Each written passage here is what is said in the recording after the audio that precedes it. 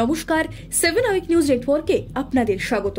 দীর্ঘদিন পরে এ রাজ্যে পুলিশের তৎপরতা দেখে যখন বাহবা দেবার কথা সাধারণের, ভাইরাল অডিও ক্লিপ শোনা মাত্র শতপ্রণোদিত মামলা রুজু করে স্বাস্থ্য ভবনের সামনে অবস্থানরত পড়ুয়া ডাক্তারদের নিরাপত্তার স্বার্থে বিধাননগর পুলিশ কমিশনারেটের বিশেষ তদন্তকারী দল হালতো থেকে গতকাল রাতেই গ্রেপ্তার করে জনৈক সঞ্জীব নামের এক যুবককে এবং তার দেওয়া বয়ান অনুযায়ী আজ সকালে গ্রেপ্তার করে ডিওয়াইএফআই নেতা কলতান দাশগুপ্তকে।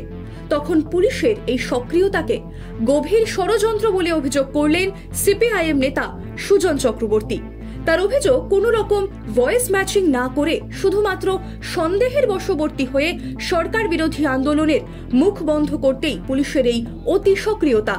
সুজন বাবুর আরো সন্দেহ, এআই প্রযুক্তি ব্যবহার করেও ভাইরাল ক্লিপিং বানানো হতে পারে, তবে তারা এই রাজনৈতিক ষড়যন্ত্রের শেষ না দেখে ছাড়বেন না। আজকে কলতান দাশগুপ্তকে গ্রেপ্তার করা হয়েছে, না বুঝবার কোনো কারণ নেই। প্রত্যেকে বুঝবেন যে একটা গভীর ষড়যন্ত্র, এআই বেসড ষড়যন্ত্র, রাজনৈতিক ষড়যন্ত্র।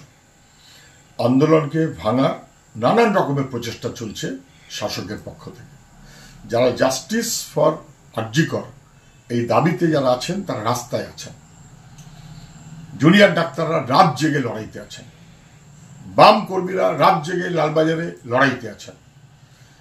মানুষ যারা জাস্টিস চান তারা রাস্তায়, আর যারা ষড়যন্ত্র করছেন তারা গোপনে ঠান্ডা ঘরে বসে নানান রকমের ষড়যন্ত্র করে চলেছেন। এটা আজ হোক কাল হোক ধরা পড়বেই, এ নিয়ে কোনো সন্দেহ নেই। নিরপেক্ষ তদন্ত সব ধরা পড়ে যাবে। 14 তারিখ আরজিকর হাসপাতালে ভাঙচুর যারা চালানো হয়েছিল, তাতে পুলিশ প্রশাসন সহ সবাই যে যুক্ত স্পষ্ট হয়ে গেছে।